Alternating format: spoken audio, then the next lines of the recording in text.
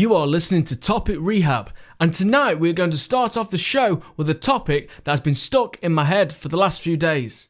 I recently purchased this wild Alaskan salmon fillets from a supermarket rhyming with Esco, a shop that has been with us in the UK for many years. As I open the packaging, to my amazement, I receive a vacuum sealed fish with packaging spelling "Product of China" on it. Now, I'm not an expert with geography, but I am sure Alaska is not part of bloody China. So I want to know, are we being sold lies? Do any other supermarket products false advertise? And the big question, why? Let's start with, I'm not saying the fish wasn't good quality or poorly packaged or even stating that there was something wrong with importing from China, because I'm not. The problem is that it clearly says wild Alaskan on the packaging. The only theory I can think of is if the salmon was caught by a Chinese man and on the same day he rode back to England to deliver his daily catch to Esco with no tea. Now it could be, who am I to say, but I would rather be told that a Chinese man or woman has been accomplishing sweaty back travelling to and fro from China than being lied to by false advertising. After finding out this, I thought I'd go and check out all the meats in my fridge and freezer. To my attention, I noticed that all the products with a Union Jack on the packaging were proud and then were from England, as it clearly mentions multiple times.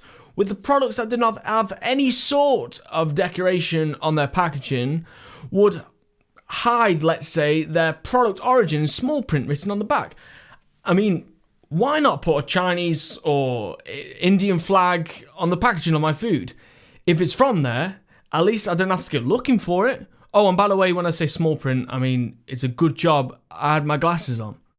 I want to know if you've had any similar false advertising encounters like me. And from this, I'll be checking where my food is being produced, because if it clearly states British on the front, or Alaskan, or whatever, I expect it to be there when I open the packaging or look at the small print.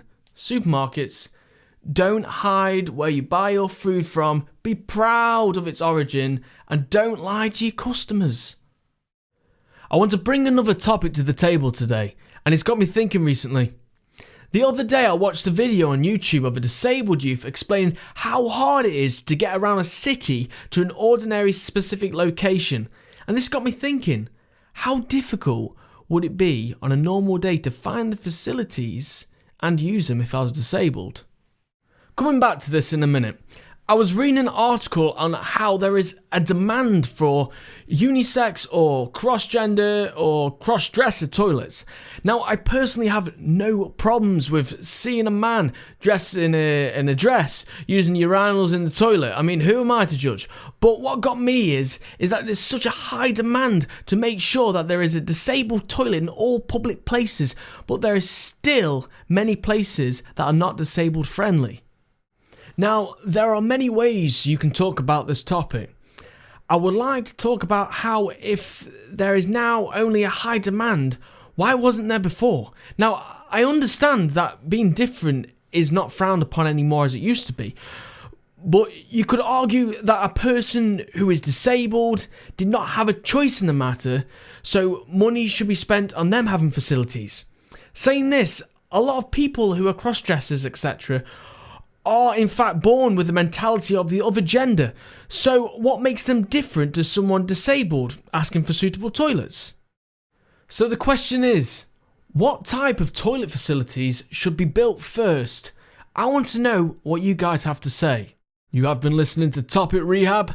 Send in your topic requests for an honourable mention in the next show. Thanks for listening.